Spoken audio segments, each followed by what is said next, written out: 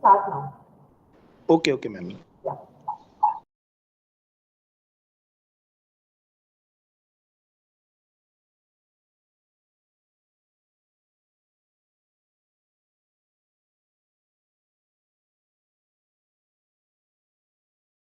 Jaideep Kansagram. I'm working as an assistant professor in Prahlad Rai Dalmalan's College of Commerce and Economics. The title of our research paper is Fiscal Health Index, a new paradigm for evaluating the state finances of the states in India. The research paper we choose this topic mainly because to spread awareness about the Fiscal Health Index of 2025. It is basically introduced under the Niti Aayog, that is National Institute of Transforming India, which acts as an apex body or as an we can say as an advisory for the states, that is state government and the central government, for taking important decisions related to the economic development of the state or the country. And the fiscal health index basically measures on focuses on the three parameters, that how well the states are managing their finances. Means it basically focus on the three things. First is the revenue, sources of revenue. Second, what is the quality of the expenditure, and third is what their debt sustainability. Sorry to interrupt you, sir, but are you also reflecting in your PPT because we cannot see that? Ma'am, your voice is not audible. Are you also reflecting your PPT? We cannot see that. Yes, yes, yes, yes. 1 minute, ma'am. And if possible, kindly on your camera also. Okay, ma'am.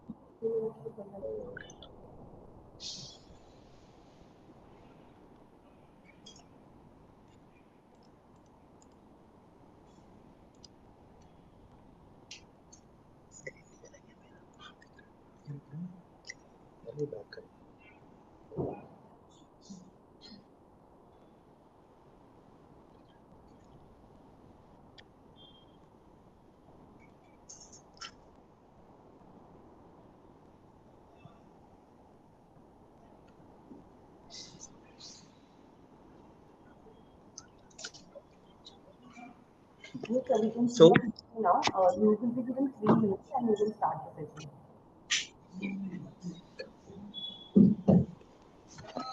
ma'am, your voice is not clear. We can see your PPT now, sir. We will be given Okay, 3 ma'am. minutes. We can start the session. Okay, ma'am. Okay, ma'am. Yeah, Thank you. okay, thank you. So this fiscal health index, fiscal health index basically measures that how well the state are managing their finances. That is the three parameters have been focused into the fiscal health index. That is the revenue generation. Second is the quality of the expenditure, and third is debt sustainability.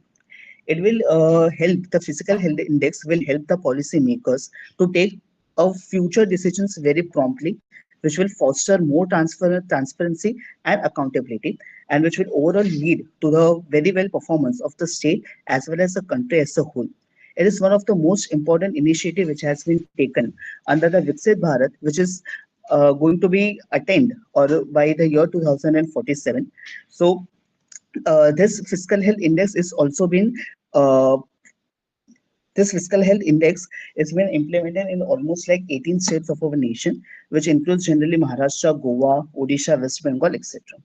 Now, further about this, I would like to say my co-author, Mr. Jainesh Gotecha, to go further on this topic. Thank you.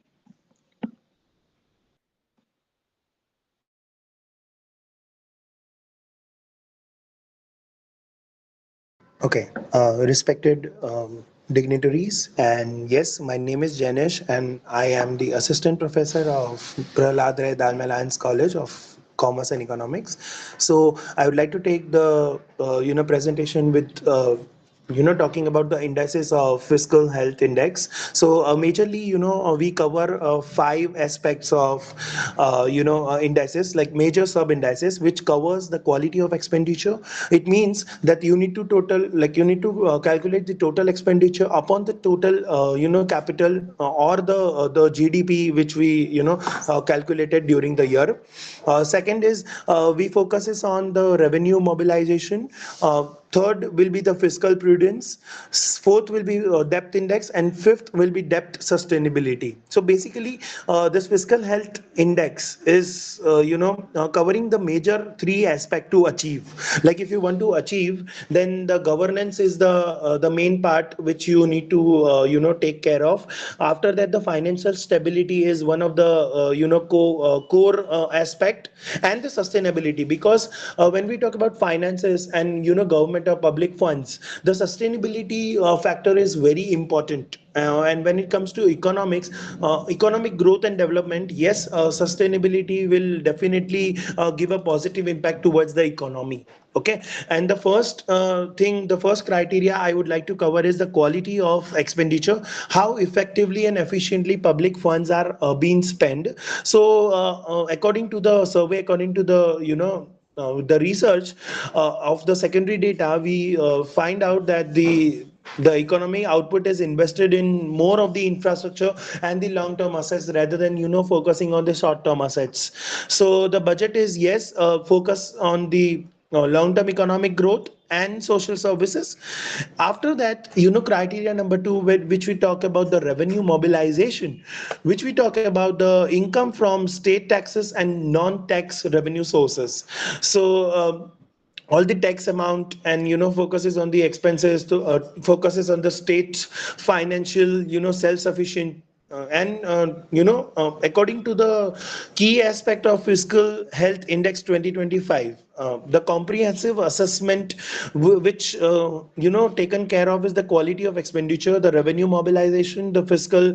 And but I wanted to talk about the benchmarking. The benchmarking is to identify the performances against others and the identify the areas of improvement. So yes, we have this survey about the improvement as well. But as you can see the paper, the research paper which we have Sorry to sent it to interrupt you, you sir. is Hello. it Uh, covers three major research objectives: sir. to analyze the concept of fiscal health index and its key indicators, to analyze the status of 18 Indian states under the scanner of fiscal Hello, health Mr. index, and to understand and interpret the four Vaishnavi categories madam based is on telling something. FHI performance. So mainly, Janice, Jainesh sir, you talk about hello, achievers, you talk about front runners, you talk hello. about performers and aspirational Janice sir, states. can you Matlab, hear us? it means that the Jainesh state sir, is please categorized into listen. this four aspects and four segment. So yes, criteria number three says fiscal Janice sir, can prudence. you hear It us? means that Hello. revenue and expenditure should be balanced, and I feel that public debt, public funds, and government expenditure, and then you talk about revenue in the form of taxes should be balanced. And balancing is an important concept that you need to take care of. And I feel that you should avoid excessive borrowing also to maintain the fiscal sustainability, you know to see that genuinely the infrastructure is needed or not, and on what and which state Jainesh sir, you have to are you cover, getting my and on a voice? priority basis. So you can set the Hello, deadlines, you I can think set you the are able to priorities, and visualize according to that we falling can at the work number. on it. And talking Vaishnavi about madam. depth index, Yes, sir. the depth index I, covers hello, Janice sir. mainly Hello. depth index. Yes, yes, ma'am. Sir, the time is Jainesh sir, over. we are calling you from the last 1 minute. You are not giving the attendance to our voice. Oh, ma'am. You Oh, are so presenting sorry for your that. paper very nicely. You are presenting your paper very nicely. Yes, Already sir. one participant of your paper, Mr. Jaideep has taken the 5 minutes. You are taking the 5 minutes. We have a limited time Yes, for sir. the presentation, maximum 5 minutes. Now we Yes, shall yes. So start the sorry, sir. question and answer. Question Yes, so and answer sorry, sir. is there from the Yes, yes. participants. Yes, yes. So sorry, sir. Actually, the mic, the sound was off, and I could not hear you anything. So yeah, that is why. अभी मैंने sound open किया तो I thought yeah, मतलब someone is saying. So yeah, that is why. So sorry, sir. So sorry, sir. No, no, because online, when we are getting the online conference, there are certain restrictions. We can't Yes, and contact to you directly. can I conclude in one Okay, sentence? okay. One sentence you conclude your paper and then Yes, start the question answer if there is. yes, yes. I will conclude that yes, I feel that FHI, the purpose and the scope maybe, focuses on the quality of the expenditure, revenue mobilization, and talking about the how responsibly, states manages their finances. And also, it will definitely cover many states in nearby future. Thank you. This is Janice signing off. Okay, okay. Thank you very much. From the participants, anyone wants to ask a question on this paper? Vaishnavi madam, you take the another next participant Okay, okay, all right, sir. So we'll start with the next participant. and strictly give the instruction. You have a limited time of 4 minutes for presentation and the 1 minute for the question and answer. Yes, Okay. If there are the more co-author, then we can't give the 5 minutes to each co-author, na? exactly, exactly. Okay, Right, right. so we'll start with the next one. Next is Rachna Agarwal. Good morning, everyone. Uh, Vaishnavi ma'am, Madam, 1 minute. Madam, 1 minute. yeah, Yes. First of all, you close this PPT of the first participant. Yes, sir, it is done. Then now, who is the second participant? What is the name? Rachna it's Agarwal. it's me, sir. Huh? Ma'am, can you please allow another email ID of mine to join in the meeting? I want to present my PPT. Yes, yes, I'll do that.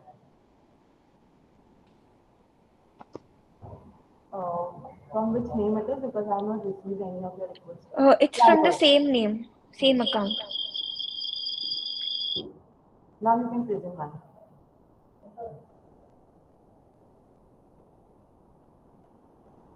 Thank you, ma'am.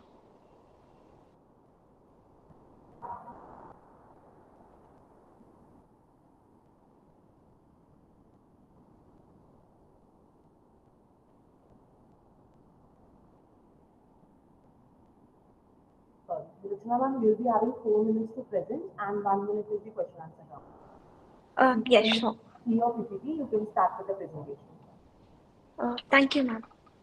Uh, Good morning, everyone. I am Rachna Agrawal. I am a Assistant Professor Rachna Agrawal, and I am teaching in Sheila Raheja School of Business Management and Research. Today, my topic for the research paper is a study on role of digitalized payment system and tools in shaping the success of startup. Uh, this study explores how digital payment systems like UPI, digital wallets, payment gateways, and fintech platforms play a vital role in supporting startup growth. This research focuses on understanding how these systems improve customer experience, reduce transactional frictions, and also enhances flow and even contribute to trust building among the users and also with the investors.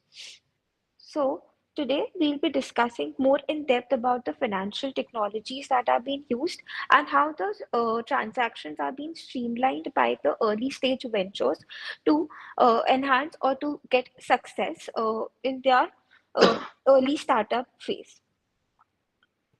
To investigate this, I have used a combination of two research methodologies, that is quantitative and qualitative method, by using case studies by the brands such as early, by the brands such as Razorpay, PhonePe, Google Pay to understand the spanning sectors like e-commerce, logistics, and edutech.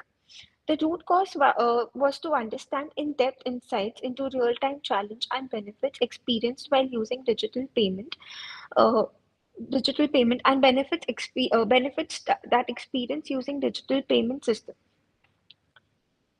Uh, so the main objective of the research was to examine the influence of digital payment tools and systems used on startup success.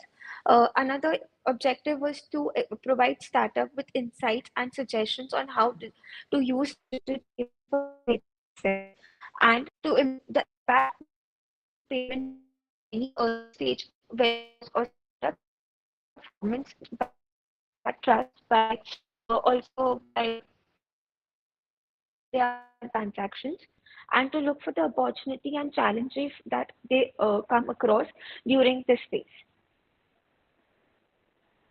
Methodology, as I said earlier, I have used two types of methodology, that is quantitative research and qualitative research, to measure the variables.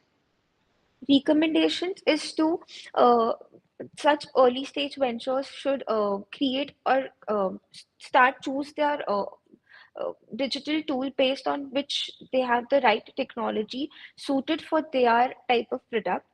They should also encourage investors to prioritize firms with strong digital payment strategies, and also startups to strategically use digital payment to attract their retained client.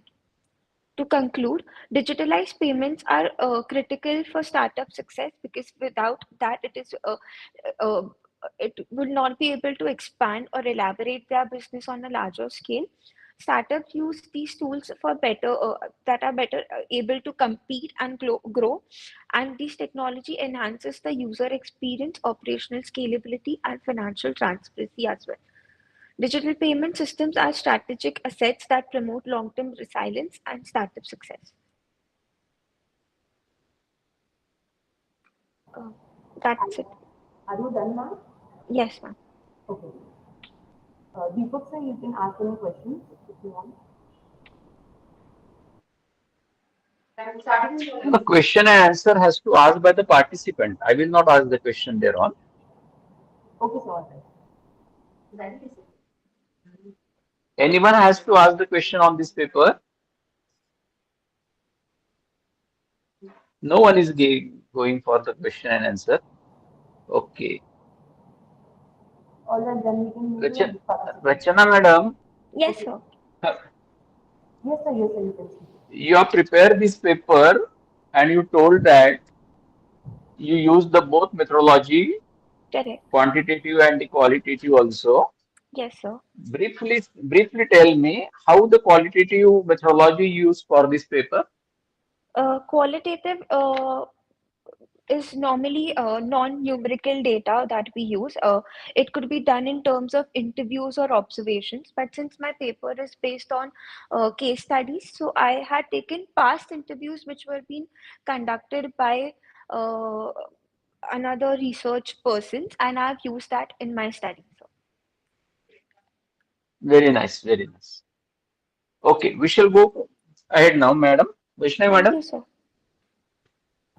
Yes, sir. So we can move on to the next participant. Yes, yes. Next we have with us is Dr. Sheren Mangera. Are you here, ma'am? Yeah, ma'am, I'm here. Can you hear me?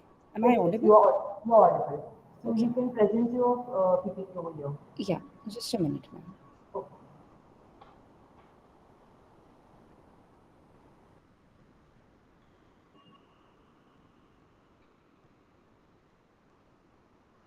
Ma'am, is my screen visible to you? Not yet. Not yet. Is it visible? No, ma'am. No, madam. Okay. Just a second, ma'am. It's showing me some issue in sharing the screen. I don't know why it isn't permitting me. I Ma'am, will if try to present it once, ma'am. one second, I'm trying, but it isn't allowing me to share. Ma'am, Okay, we can present your paper without the PPT if it yeah, is not ma'am, opening. ma'am, you have my PPT with you, so if you could just at your end, if you could just open it up. I'll start speaking about my presentation in the meanwhile.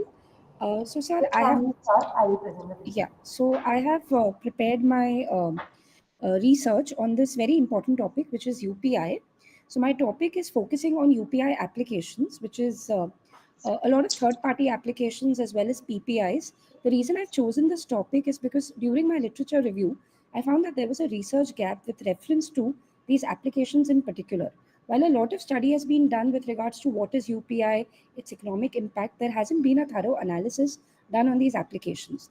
So, what I focused on in my study, which is collecting a lot of secondary statistical data from NPCI website, I analyzed March 2021, 22, 23, 24, and 25 year on year volume as well as value of transactions that are happening on this particular interface, which is known as UPI.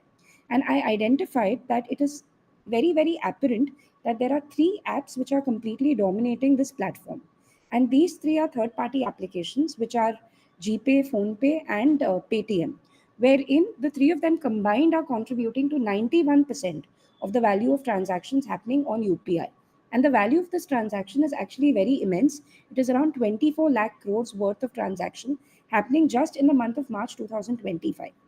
So, along with this, there has been a certain progression which has been observed with regards to applications. Very few TPAPs were firstly available on UPI, which began in 2016.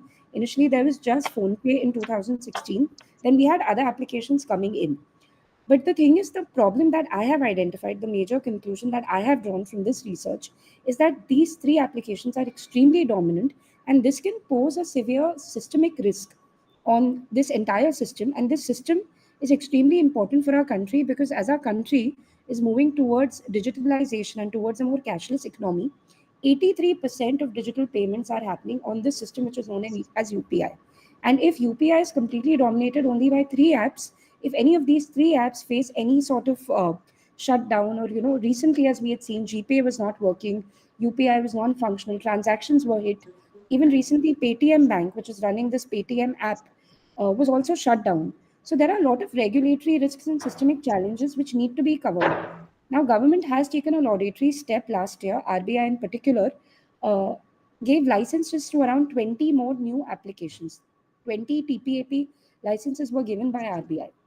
Now, this has been done with the intent to diversify and broad base this market because, like I told you, cybersecurity systemic risk challenges are very apparent because if only three apps dominate a market which is so crucial for our economy, then if one of those apps also gets shut down or some issue occurs, it can have a very vast impact on transactions that are happening on a day-to-day basis. So this was my main conclusion that government needs to put in more effort to minimize the risk that emanates from the domination of these three apps. So that is it. Thank you, sir. Thank you, ma'am. I'm sorry I was not able to share my presentation. I have a lot of graphs in it, but it's not visible currently. Okay, Yes, okay, it's fine. Any question on this paper from anyone? Madam, your name is Shareen, na? Sharon Bangera from UPG College, yeah. Usha Pranam. Shareen Bangera. Yes. Okay. Yeah. Yes, Vaishnavi, madam. So we can move to the next participant, sir. We shall move ahead. Okay, all right. So thank you, Shalini ma'am. Next we have with us is Mr. Sushant Gun. Mr. Sushant sir, are you here? Yes, ma'am. I'm audible, ma'am. I will Okay. share the my PPT. Just 1 second, ma'am. All right, all right.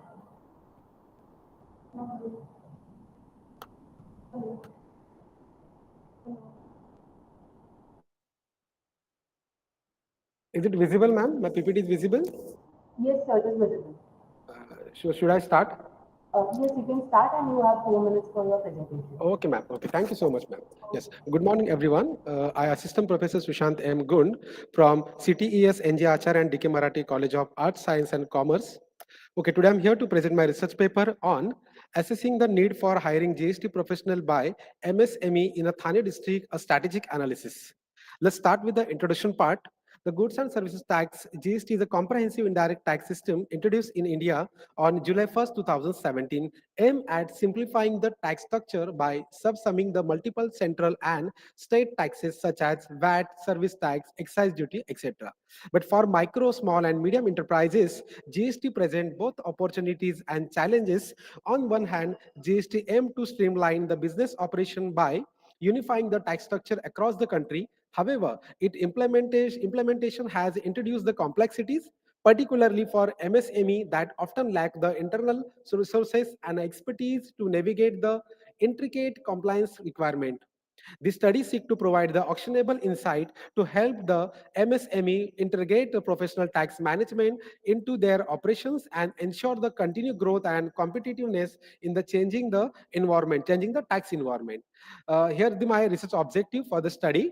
I have formed the two objective for research study. Number one, to evaluate the challenges faced by the SME in a Thane district in managing the GST compliance, including issues like complex filing process, understanding tax exemption, and input tax credit management. The second objective, to analyze the potential benefit of hiring GST professional, particularly in enhancing operational efficiency and ensuring regulatory adherence. The research methodology. I have used the primary data, the research methodology for assessing the need for hiring GST professional by MSME in Thane district involve collecting the primary data from 80 respondents representing the various types of enterprises, including micro, small, and medium-sized enterprises. The respondents are categorized based on their enterprises type, manufacturing, trading, and service, and the ownership structure, sole proprietorship, partnership, and private limited. The data will be gathered using the structured questionnaire designed to address the two key objectives. The responses will be analyzed using the statistical tools to identify the pattern and insight the related to the challenges and advantages of engaging the GST professional for SME in the region. These are the literature review which I reviewed for my research study. Then the research gap, why I conducted this study.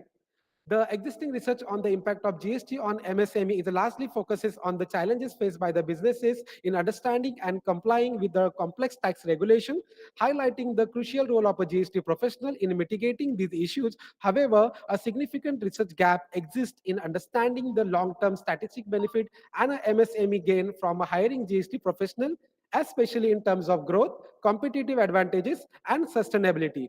Additionally, there is a lack of in-depth studies examining the sector-specific challenges faced by the MSME across the different industries in adopting to GST compliance. The future research could explore the effectiveness of a various professional support model for MSME, investigate the influence of a GST compliance on a MSME profitability, and access how the involve the tax landscape affect the MSME decision making in different geographical region. Here is the data analysis. I have collected the 80 respondent from the various Thane district region. I have categorized into types of enterprises, that is micro, small, medium, then the type of SME, that is manufacturing, trading, and service, then the types of ownership, sole proprietorship, partnership, and private limited. The data analysis, I have taken my objective, and I have from the hypothesis to test my objective. Objective number one, to evaluate the challenges faced by the MSME in a Thane district in managing GST compliance. I from the null hypothesis, there is a no significant difference in the challenges faced by the SME in the Thane district in managing the GST compliance according to the demographic factor. And again, the alternative hypothesis. The study the above null hypothesis, ANOVA test is applied and the F test is applied and shown the below. As per the demographic factor, types of enterprises, then types of MSME, and types of ownership. I have got the p-value. Then the interpretation, the above research indicates that the calculated p-value is 0.000. It is less than 0.05. Therefore, F test is rejected, and hence null hypothesis is rejected and the alternative hypothesis is accepted. Conclusion, there is a significant difference in the challenges faced by SME in a Thane district in managing GST compliance according to demographic factor. These are the finding which is based on the numerical data, but lack of time, I have not going to in depth. Then the again data analysis for my first objective. Then the second objective. Second objective is to analyze the potential benefit of hiring GST professional for SME in terms of operational efficiency and regulatory adherence. For that, I have taken the null hypothesis and alternative hypothesis. The study, the above null hypothesis, the ANOVA test is obtained and the F test is applied and shown below. Then yes, ma'am. Can I conclude with the 2 lines? Just give the conclusion. Okay, ma'am. Okay, the conclusion part is, the conclusion the study reveals that there is a significant difference in both the challenges faced by the SME in the Thane district in managing GST compliance and the benefit of hiring GST professional across the demographic factors such as the types, enterprises, MSE, types of ownership. The analysis based on the ANOVA test indicated that the challenges related to the GST compliance and the benefit derived from the hiring GST professional are influenced by these demographic factors. This in finding and highlight the importance of a tailored support and expertise in managing GST compliance, suggesting that hiring GST professional can significantly enhance the operational efficiency and regulatory adherence for the SME in the Thane district.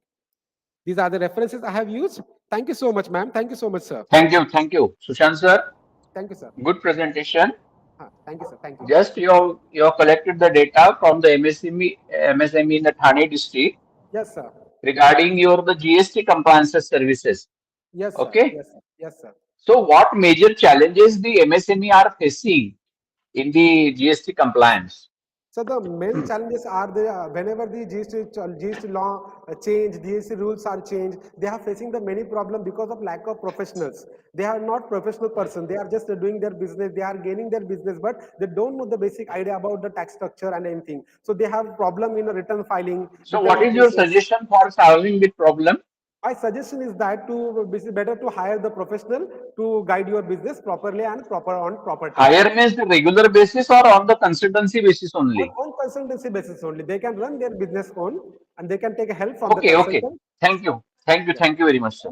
Welcome, sir. Welcome. Thank you, sir. Thank you, Sushant sir. Next, madam. Yes, yes. We move to the next participant now. Next we have is Dr. Pony Joseph. Are you here, ma'am? Yes, ma'am, I'm here. Okay, ma'am. You can start your presentation. Okay. Am I audible, ma'am? Yes, you're audible. Okay. Thank you.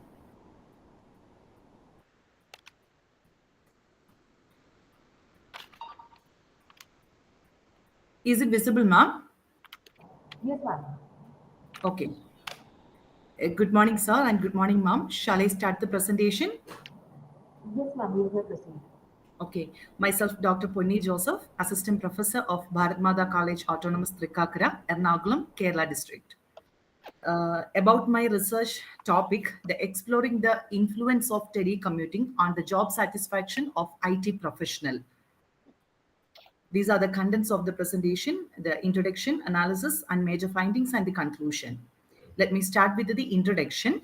The global outbreak of COVID-19 served as a catalyst for a widespread transformation in workplace dynamics, prompting organizations across various sectors to transition rapidly from traditional in-office operations to remote work environments. The shift was not merely temporary adjustment, but marked a significant redefinition of modern workplace. The telecommuting, which enables the employees to perform their duties from location outside the conventional office space, utilizing the digital platforms and communication tools to maintain connectivity and productivity. The study mainly focuses on identifying and analyzing the key factors which influence the telecommuting, with a specific emphasis on the experiences of information technology professionals. And this is the statement of the problem. Mainly, the study seeks to address the gaps by exploring the multidimensional effects of telecommuting on job satisfaction among IT professionals. Then these are the research questions. How does the telecommuting influence the employee commitment in the IT sector? Then what organizational strategies can be implemented to enhance the job satisfaction in flexible work arrangements? How do the technical, personal, and household factors interact to impact on job satisfaction among remote working IT professionals? And the last one, the what organizational characteristics contribute most significantly to employee satisfaction? Then the primary aim of the study is to explore the various dimensions of telecommuting and its impact on job satisfaction. And based on the primary objective, there are some specific objectives to identify and categorize the key factors that influence the telecommuting practices, to examine the effect of these factors on the telecommuting experiences of IT professionals, and the last one, to analyze the relationship between telecommuting and job satisfaction among IT professionals. Then this is about the research methodology. The study aims to examine the job satisfaction of telecommuting IT professionals with a particular focus on the various factors influencing their remote workplace. A convenient sampling method was employed for data collection targeting IT professionals currently engaged in telecommuting. I have used both the primary data and secondary data. For the collection of primary data, I have used the structured questionnaire method for collecting the data from the participants were telecommuting employees from the IT industry. Then the 90 respondents were there for giving the data, and the questionnaire comprised two sections: the demographic profile of the correspondents and the 5 key factors categorized influencing the job satisfaction, namely job characteristics, organizational factors, household characteristics, and technical factors and personal factors. Then these are the tools I have applied for the analysis purpose. The percentage analysis was there: mean, mode, standard deviation, this descriptive statistics, correlation, and regression analysis for testing the hypothesis. Then these are the major findings. The demographic profile, the sample comprised of this is the demographic results, and the variable analysis. Regarding the variable analysis, The correlation and regression analysis. The correlation analysis reveals significant positive relationship among the most variables, with individual factors exhibiting the highest correlation with the job satisfaction. The regression analysis identified technical support as the most significant predictor of job satisfaction, followed by individual and job characteristics. Household factors demonstrated a limited negative influence. And this is the correlation between the dependent and independent variable. This is the regression analysis table.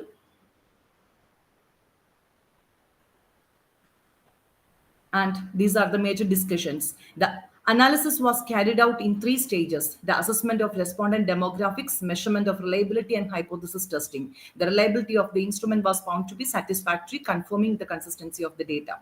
The results revealed that the job characteristics, organizational factors, technical supports, and individual factors positively influence the job satisfaction among telecommuting IT professionals. Notably, the individual factors, which such as motivation, discipline, and adaptability, had the strongest impact, but unfortunately the household characteristics didn't show the significant relationship with the satisfaction. Overall, this okay, ma'am, I should okay. Overall, the study pardon, ma'am. Shall I? Okay. I shall conclude the presentation, ma'am. Confirms a positive association between the telecommuting and job satisfaction. Okay, ma'am. Thank you so much. Sir, do you have any questions? Okay, thank you, Joseph, madam. Okay, thank you, sir. You have nicely presented your topic, Okay. telecommunication and the job satisfaction. Yes, sir.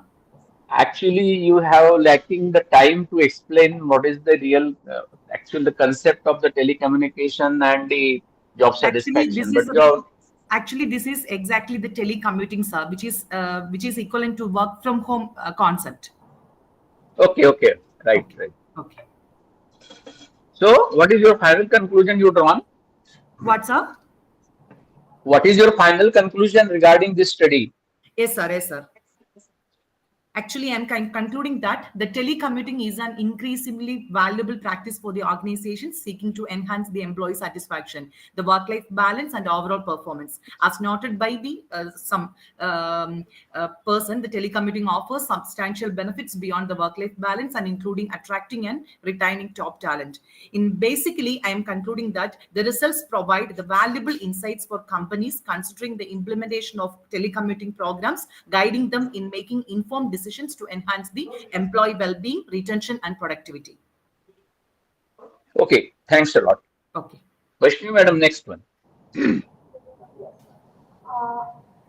please stop sharing your screen. Okay. So our next participant is Tushant Wadkar. Tushant sir, can you hear me? Yes, madam. Yes.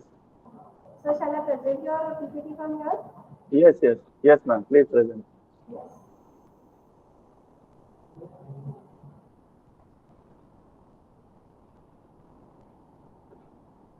So can you see it? Yes, ma'am. Okay. Sir, It is visible. You can begin with the presentation.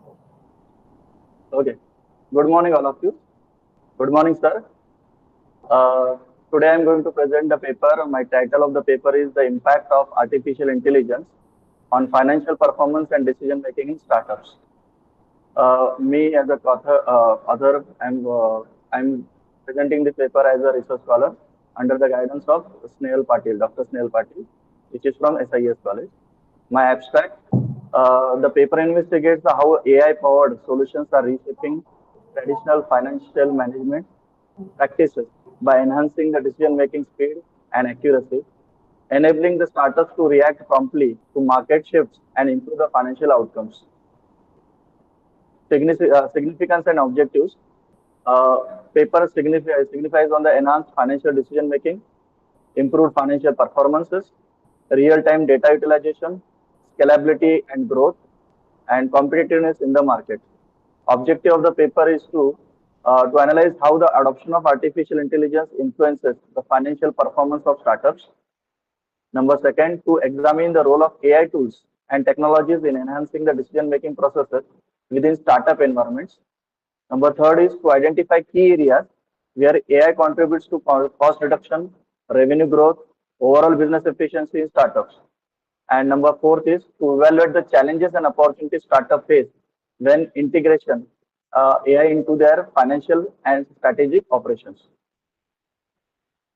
Uh, by the studying whole the by the doing whole data analysis, then I can suggest on this paper that companies need to focus on their cost effective with the help of AI solutions.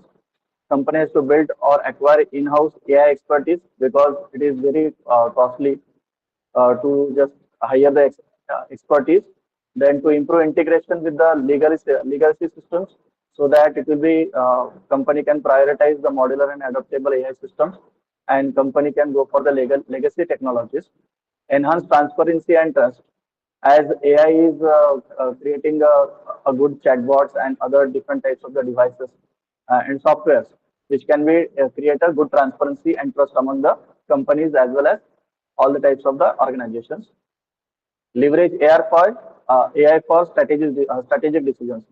AI is showing strong value in areas where the market entry strategies are there. So resource allocation, customers insights are very impactful, and due to that, here the company can basically focus on the leverage AI. My conclusion of the paper is adoption of AI. Maximum industries are nowadays adopting the AI technologies, and this indicates that here the AI is positively get accepted by the markets, but still it is facing certain challenges like AI is costly to adopt. Expertise are required for the AI. So many new types of the tools and softwares are coming into the market. So competition is arising, and so many different types of the problems are there. Despite of the all the problems, but the people and market is ready to accept the AI. Thank you very much. Any questions? Yes, anyone wants to ask the question from participant side? Okay, thank you, Prashant. Thank you. Yes, thank you, sir. Thank you very much. Thank you, sir. So we can move to the next participant, sir. Yes, take next one. Yeah, next we have is Ruby Ghosh. Ruby ma'am, are you here? एक बघतो जरा हे कुठे पडलं तर. Hello, Ruby ma'am. Hello, are you able to hear me? Yes, yes, I'm able to hear you. Ma'am, Yeah, okay. Yeah. You all are sharing the screen? Do you want me to share? Am I audible? Yes, Okay, I'll yes, share it, no problem.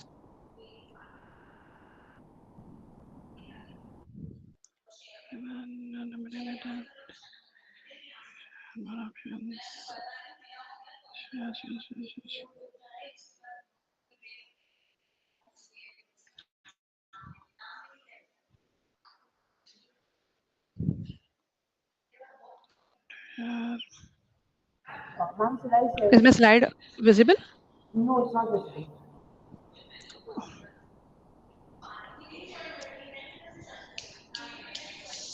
Ma'am, wait, I'll share it. Okay.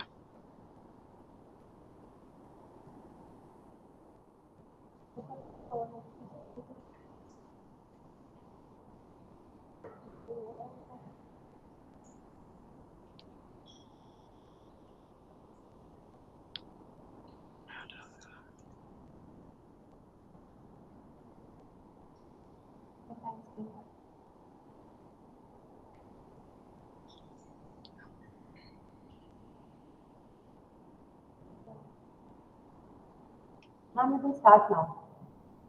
Okay. Okay, so good morning, respected dignitaries, jury members, organizers, and my lovely audience. I am Ruby Ghosh, Assistant Professor, BMS Department from Thakur Shamnaran College. I am here to present a paper on the integration of Chat GPT, that is chatbot technology, in accounting. It's a comprehensive analysis. So let's begin with. The abstract comprises of the incorporation of chatbot technology, specifically ChatGPT, in accounting procedures. It marks a revolution revolutionary transformation in the handling, analysis, and communication of financial information. This paper outlines an in-depth analysis of ChatGPT's role and effect in the accounting field, scrutinizing its capabilities to improve efficiency, accuracy, and decision making using natural language processing (NLP) and machine language. ChatGPT performs mundane tasks like transaction classification, report preparation, and client inquiries, thus eliminating manual errors and time consumption. Next slide. The keywords you can easily find in my abstract: chatbot, we have come across, ChatGPT, AI, that is artificial intelligence, accounting, natural NLP, natural language processing, AI facilitated, and ethical conservations.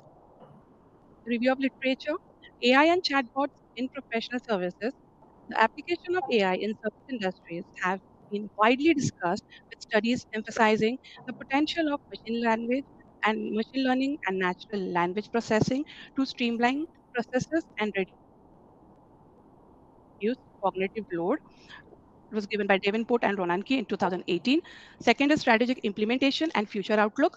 The literature suggests that the success of AI in accountancy is highly dependent on thoughtful integration strategies that account for technical, ethical, and regulatory dimensions.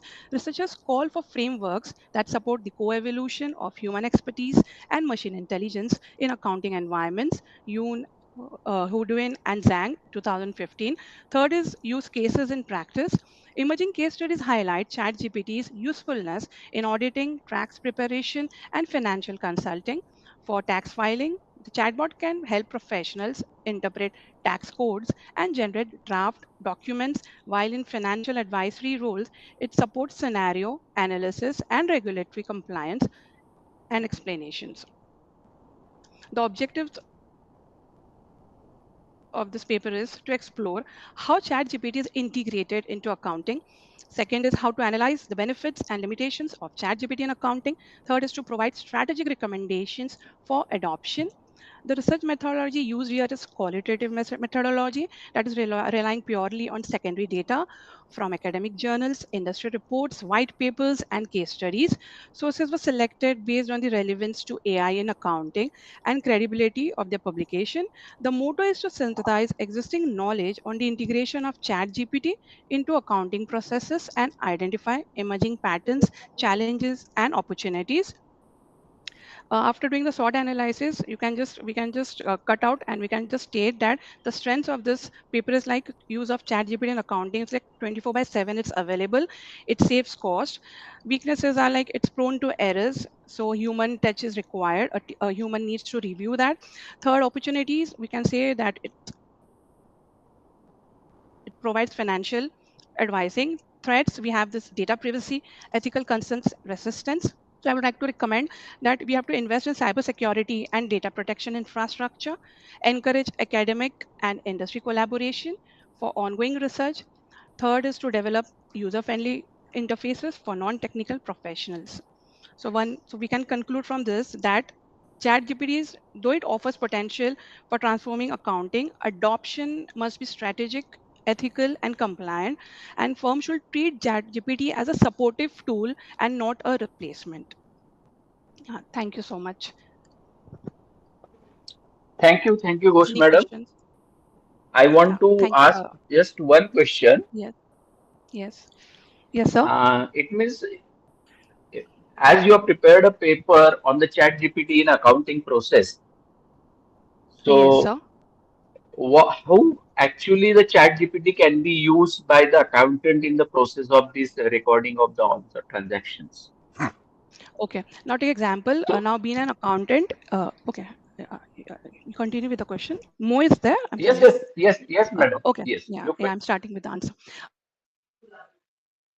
Yeah. Now, take example, if I'm an accountant and I have to do some data entry job, okay.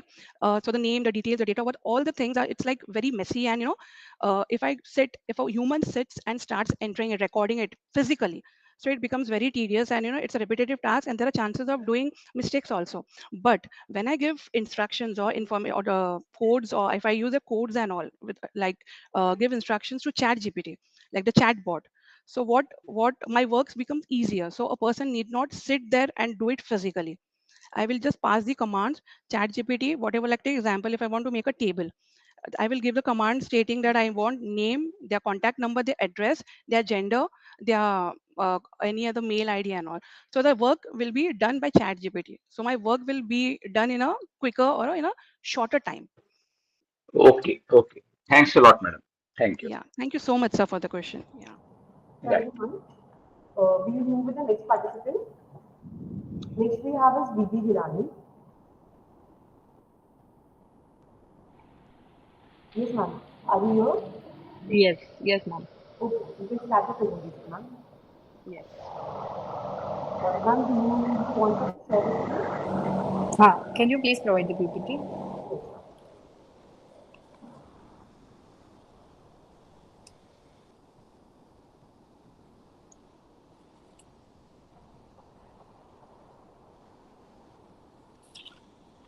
You can start, ma'am.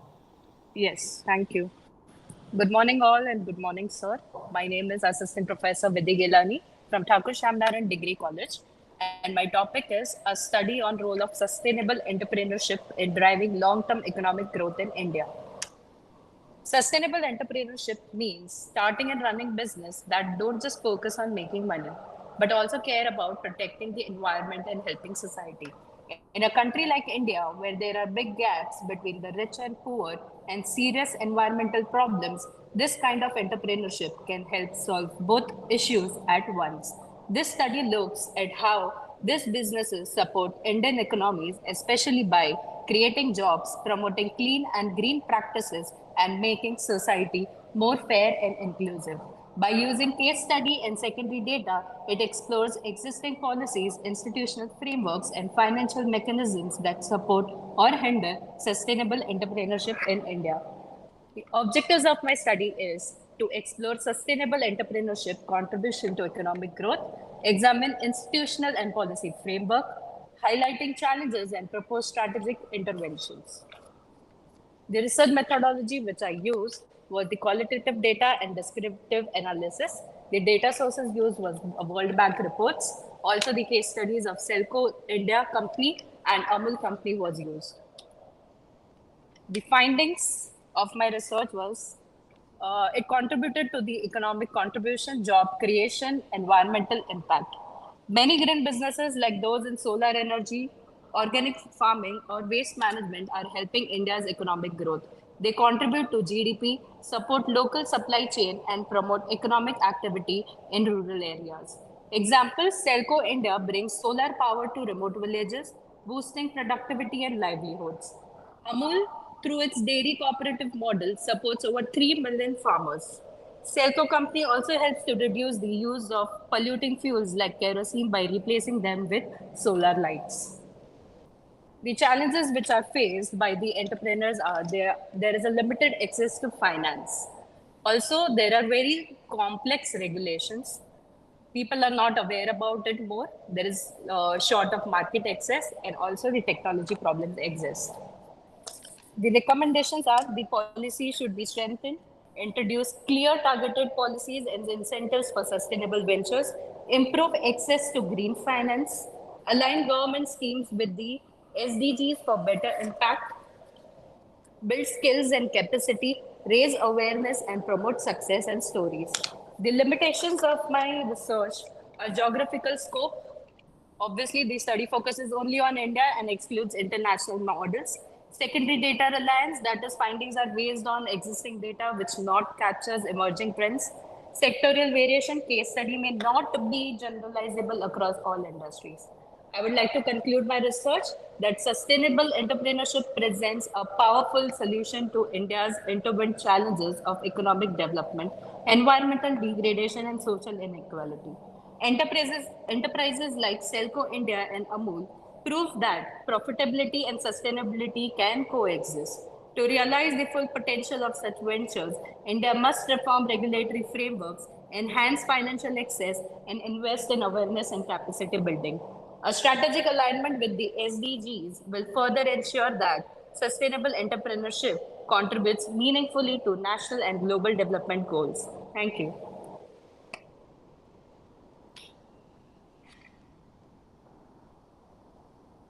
Thank you, ma'am.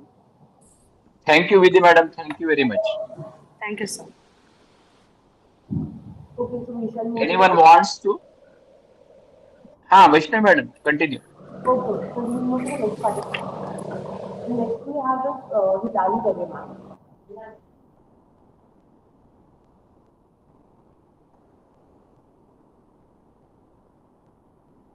Hitali ma'am.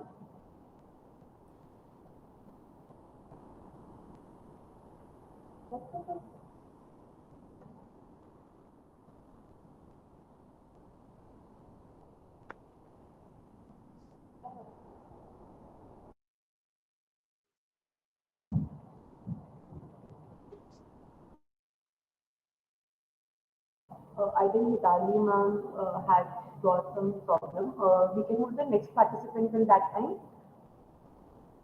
We have Sheetal Singh. Are you here, Sheetal? Yes, ma'am, I am. Okay, so we can start with your presentation now. Ma'am, can I have the presentation? All right.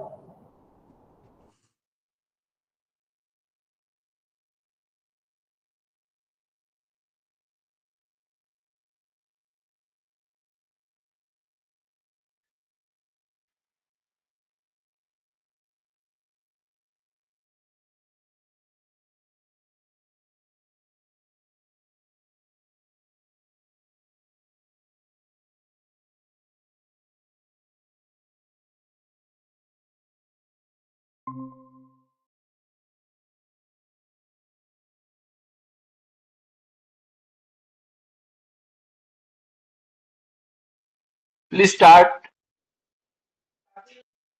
Sir, they haven't shown the PPT. May I share the screen myself? Uh, I'll start. Start immediately.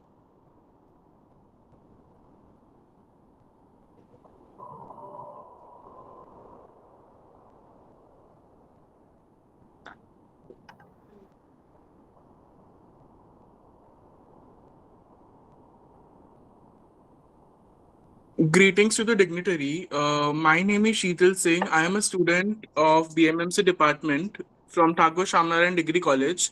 My co-author is Assistant Professor Aparna Kulkarni. She is an assistant professor from Thakur Shamnaran Degree College. Next slide, please.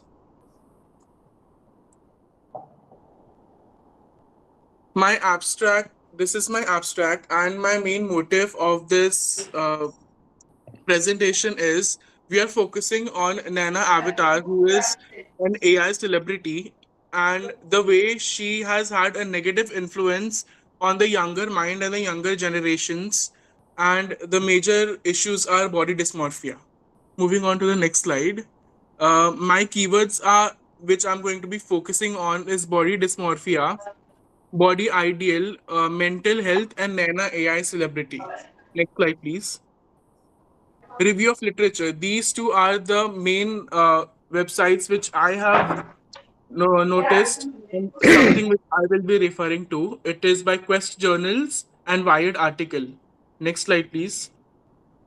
These are my objectives, and I'm going to be explaining my objectives via the emergence of AI generated celebrities like Nena and their influence. Now, these AI celebrities have had a negative influence on the young minds as they are portrayed as the perfect ideal body, when in reality, this is not the reality because people have imperfections, and this AI celebrity has a perfect scenario painted in front of the audience. The role of AI aesthetics in reshaping beauty and body standards.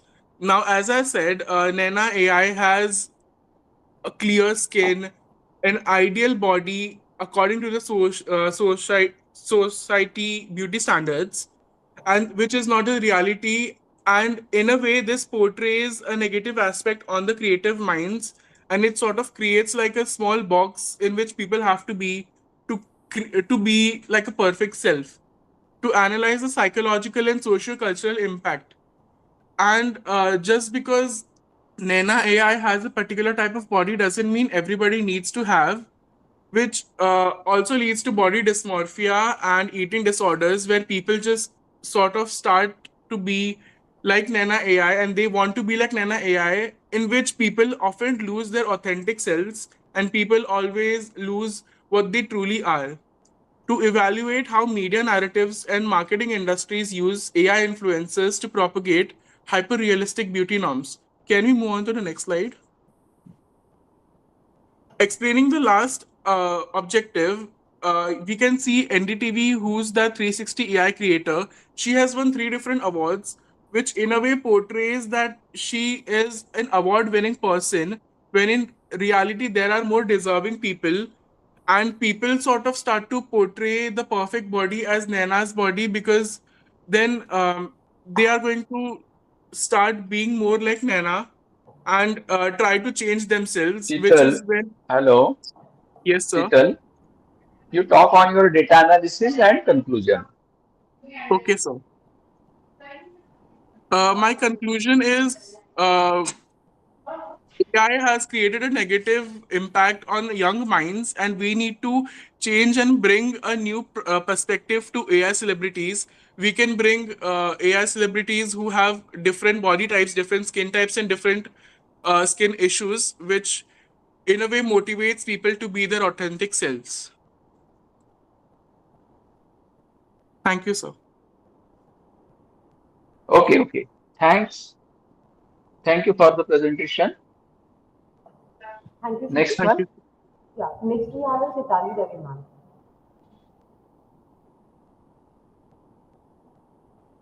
Hitali ma'am, you can start your presentation.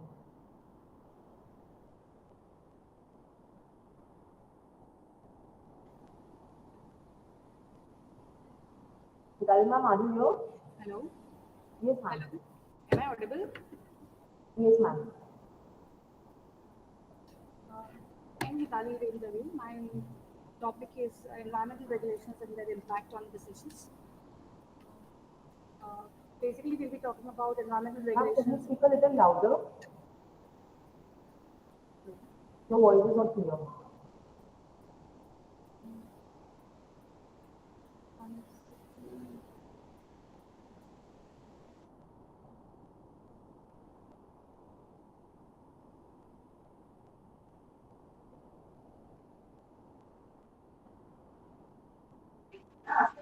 Hello, Hello. Vaishnav, what is the problem?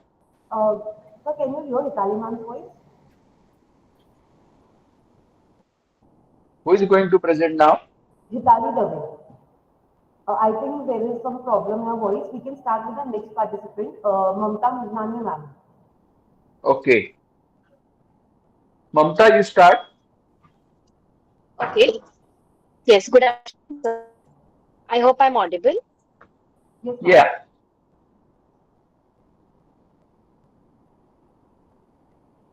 Sir. Vaishnavi ma'am, requesting you to please start with my PPT. Could you please? Yes, ma'am. Please on. Thank you, ma'am.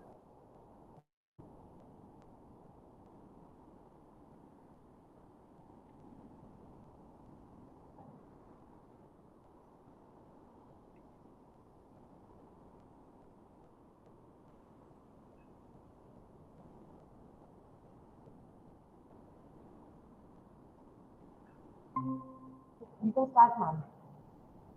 Is the slide visible? Yes, ma'am.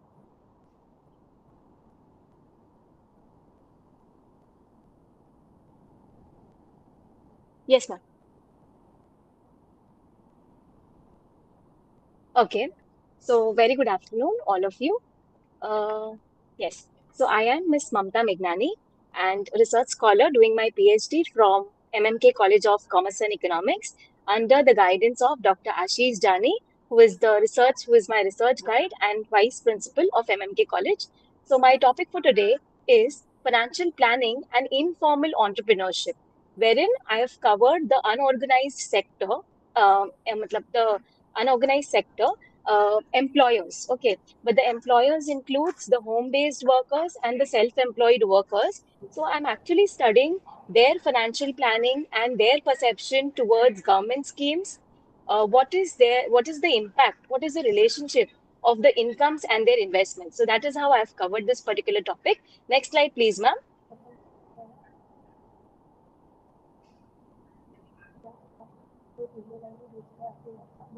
Could you please change the slide? Yeah, thank you, ma'am.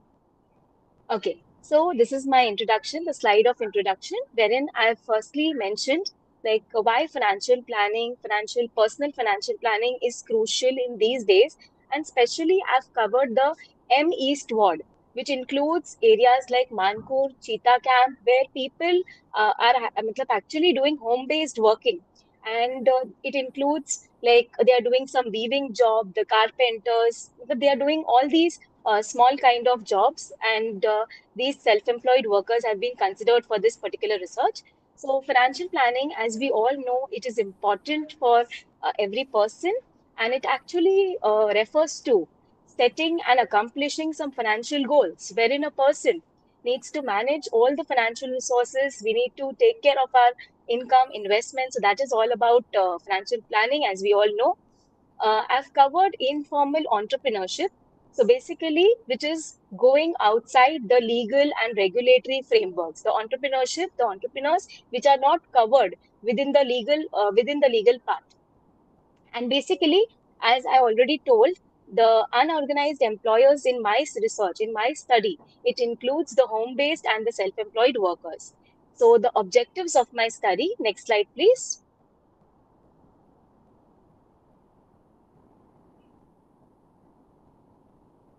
Yes, ma'am, I've changed Ma'am, the could you slide. please?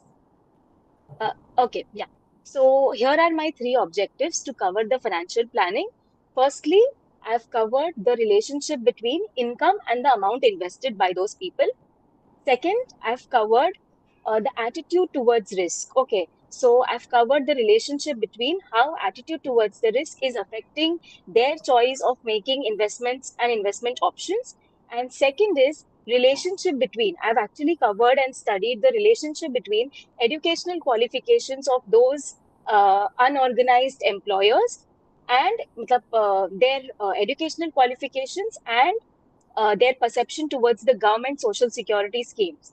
So here are my three hypotheses with respect to that in the next slide. These are my three hypotheses. So to prove this, I've used non-parametric test. Next slide, please. So non-parametric test like chi-square was actually used here, wherein I am studying the relationship between two variables. So basically, of course, yes, no doubt, primary and secondary both data were used, and a survey method was used. Matlab, a questionnaire was prepared, which included around 20 to 25 questions, and accordingly, Google form was circulated, and Hello, I madam. actually, yes, Hello, sir, madam. yes, sir. Please you focus on your data analysis, interpretation, and conclusion. Okay, fine, sir. Yeah. So Yeah. basically, the data was collected by visiting to those particular places. So this is basically my data analysis part, wherein the first hypothesis was actually mentioning the significant relationship between income and amount invested. So the null hypothesis here, it mentions that there is a significant difference. There is no significant difference between income and investment. So here, since the p-value was zero, the p-value was zero, and which is less than 0.05. So in this case, we have rejected the null hypothesis, which means that definitely there is a relationship between income and the amount invested. The second hypothesis was studying the relationship between investment and attitude towards the risk. So same here as well, the null hypothesis has been rejected, and hence we proved, since the p-value was zero again, so basically it has been proved that there is a relationship between investment options and attitude towards risk. The third hypothesis, in that there is a the hypothesis is there is a significant relationship between educational qualification and usefulness or their perception towards government scheme. So here the p-value was more than 0.05, and hence we have accepted the null hypothesis, which means that of course the educational qualification is not related to choosing the government options or government schemes. And next slide, please. So the earlier slide was on the basis of chi-square test. This is basically the Google form which was circulated, the data collected. So this shows the percentage of income, percentage saved by those, percentage of savings of those people.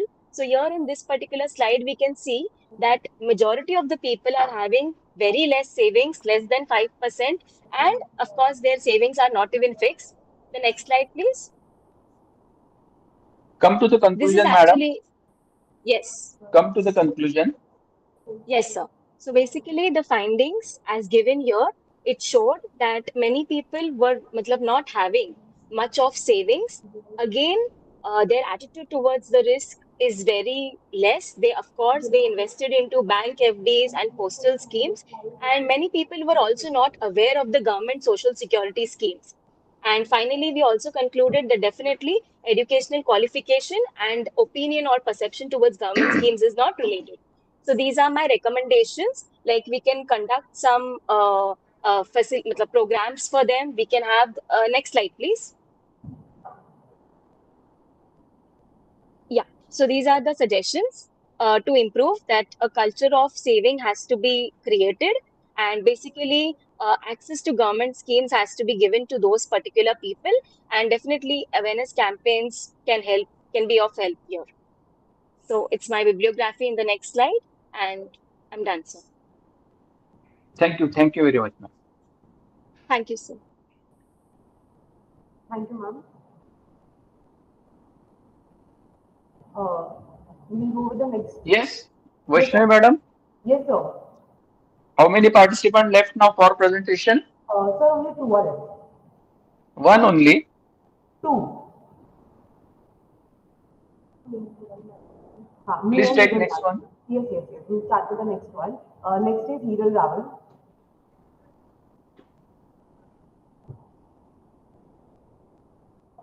So I'll be presenting with the same. Hello. Yes, sir. I am starting my presentation. And speaking What is? from Vaishnavi ma'am's mic only. Okay.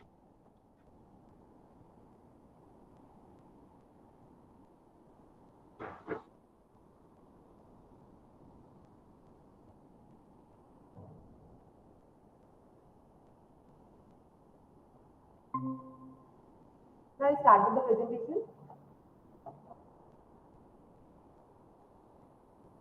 Yes. Okay. Please proceed. So my topic is role of advertisement in shaping the teen consumerism in Mumbai. My name is Assistant Professor Hiral Rawal, and I'm from Thakur Shamnaran Degree College. Starting with my presentation, introduction, advertising is a diverse and dynamic industry which has evolved dramatically throughout the time, shaping and reflecting societal changes. Advertising plays an important role in commercial world by communicating value, features, and benefits of products and services, which is serving as a link between producers and consumers. It is also a distinguished forms of communication, such as public relations or word of mouth marketing, by the fact that it is paid in media with specific corporate goals. It is also important for modern business since it stimulates consumption. It also allows for brand differentiation and it drives competition among all for the economic growth. Functions are important. Advertisement helps for the awareness where people come to know about the latest brands, about the latest products and services which are available in the market. It also helps to educate the consumers where consumers can get enough knowledge about all the products available. It also persuades the customers where customers will be persuaded on buying various kinds of the products. It helps establish loyalty to the brand where brand can get easy recognition through advertisement, and it also helps in increasing the sales all over. Now, who are teenagers? Teenagers are those people who are in the group of 13 to 19 years in those age group. They are those who are highly characterized by active consumers, a key demographic for advertisers due to their influence on purchasing decisions. Media consumption habits, they have a heavy usage of social media. Since the teenage group, they use social media on large scale on all the online platforms and mobile applications. So they have a large impact. All the advertisements have a large impact on teenagers.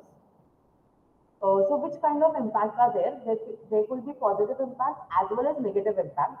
The positive impacts will be the awareness of the new products, encouragement of creativity and innovation, and also for understanding the use and misuse of the products.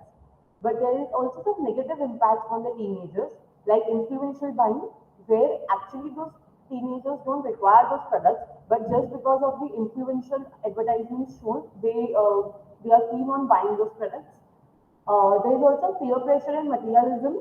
Like there is a peer pressure created by all the surroundings, all the teenagers by their friends, and also because of the exposure to inappropriate content. There are also a lot of inappropriate content that are shown in the advertisements, which teenagers should not be aware about. Objective of our study is to examine how advertisements affect the purchasing habits of teenagers, to investigate how advertisements affect teenagers emotionally as well as psychologically, and to evaluate how advertisements influence social media and peer relationship of teenagers. For our study, we have used a research methodology of questionnaire method, where we have prepared questions and circulated among the students of those age. And we had also focus group and interviews. Limitation was because of the time constraint and restrictions based on the location, since it was covered only of the Mumbai region. So I'd like to conclude it that advertising significantly shapes teenagers' perceptions and behaviors. Social media is a dominant medium influencing teenagers. Findings were that positive influences include awareness and inspiration, and negative effects are linked to influential buying and financial pressures. I would like to recommend that more and more promotion should be done of ethical advertising, and also media literacy programs should be enhanced for teenagers so that they could buy accordingly. Thank you, sir.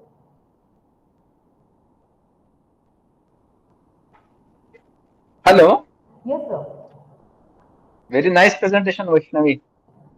So my name is Yo, Veera. I was presenting through Vaishnavi ma'am's mic. anyone left now? Yes, sir. I was Hiral Rawal who presented on Vaishnavi's mic. Now the last one is Vaishnavi ma'am herself. Okay, okay, okay. Yeah. So we shall conclude here now, na? So Vaishnavi ma'am is presenting. This was Hiral from Vaishnavi's mic. I'm not able to listen your voice clearly, madam. Hello, sir. Can you hear me? Yeah.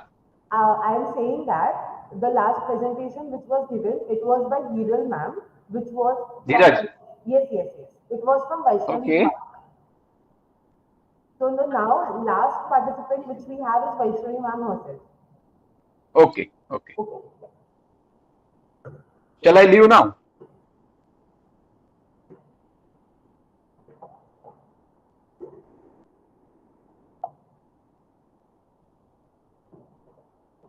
Hello, sir. Good afternoon. Can you hear me, sir?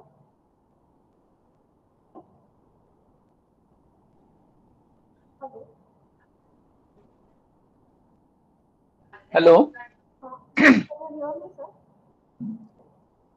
Please proceed. Yes, sir. I'll just share my screen. 2 minutes, sir.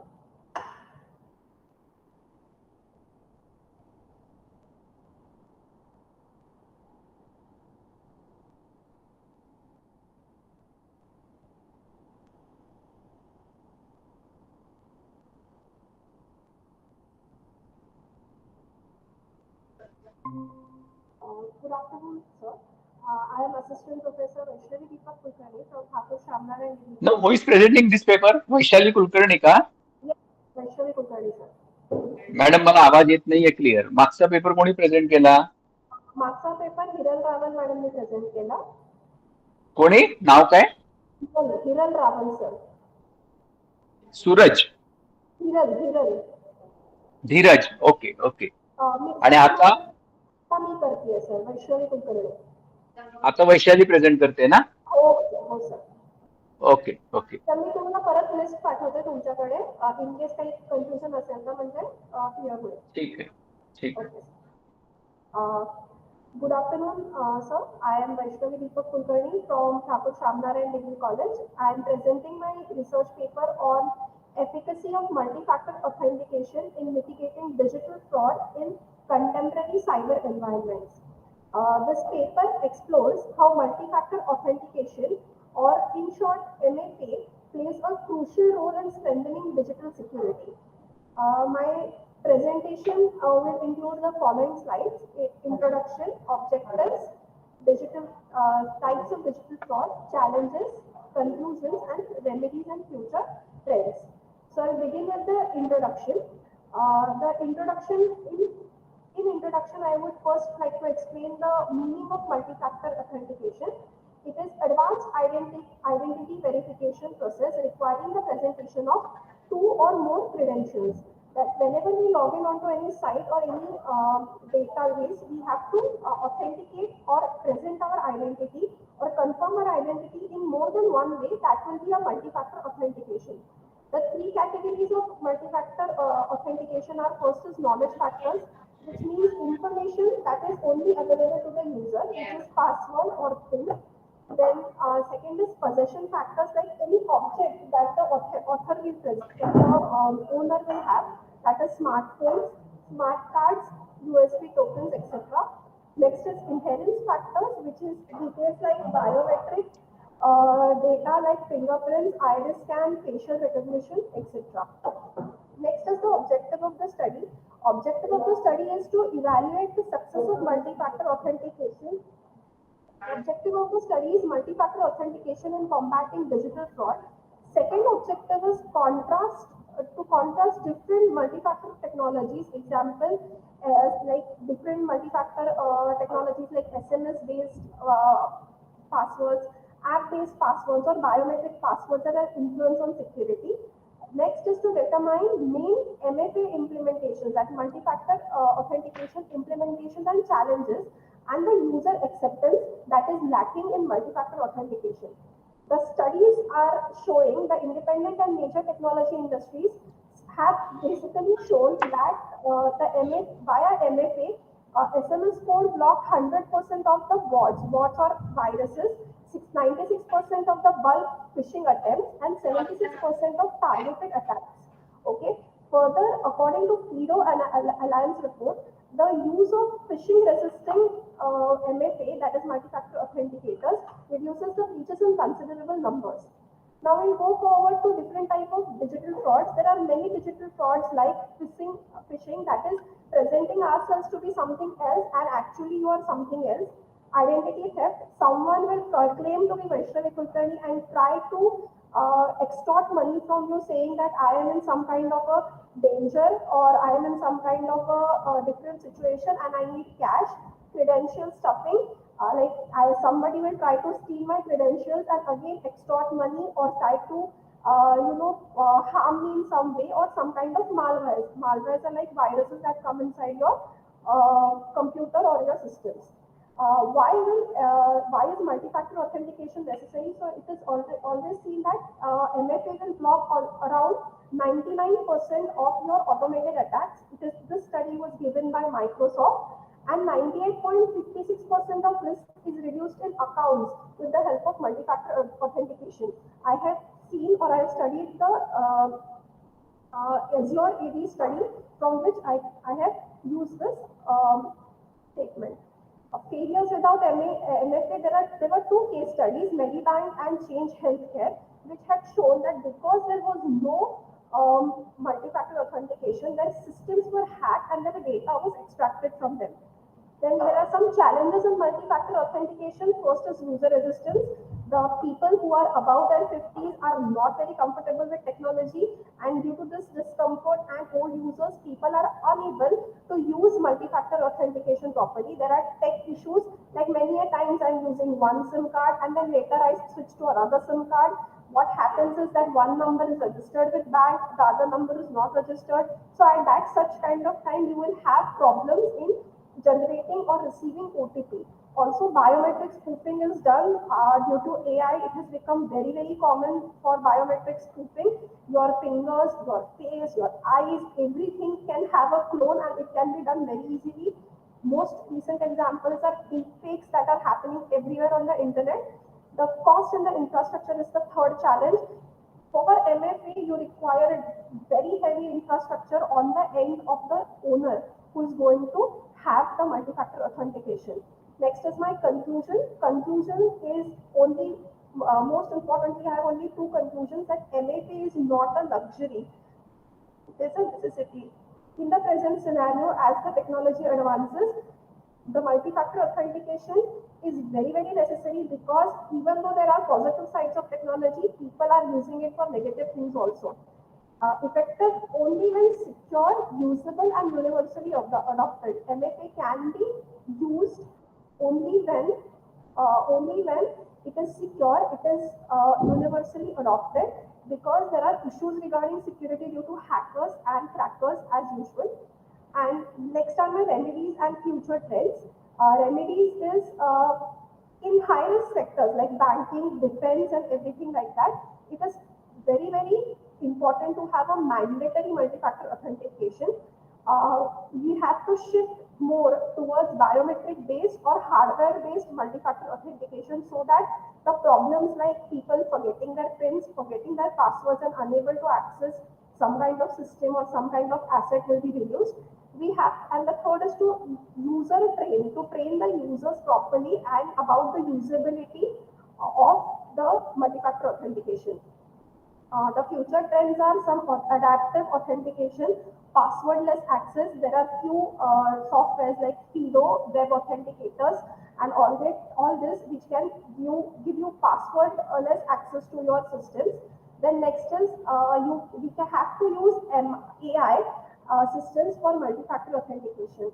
With this, I conclude my presentation. Thank you, sir. Thank you, Vaishnavi. Yes, sir. Very good and important topic you have selected and presented very nicely. Thank you, sir. Thank you Okay, so much. I think this was the last presentation, na? Yes, sir. Yes, sir. This was the last presentation. So now you permit me to leave the meeting now because I have to proceed for the next traveling now. Yes, sir. Yes, sir. Thank you so much for your time and consideration, and thank Now you you so much. want the result immediately. You want to declare the. Yes, sir. Yes, sir. I was just going to tell you that please send us the result in writing. I have even messaged you on WhatsApp. You can send me on WhatsApp as well as on my email. I will send you my email ID also. See, your voice is not clear on this. Please, you call me immediately. Then we shall talk. Okay. Okay, sir. Okay, sir. Thank you so much, sir.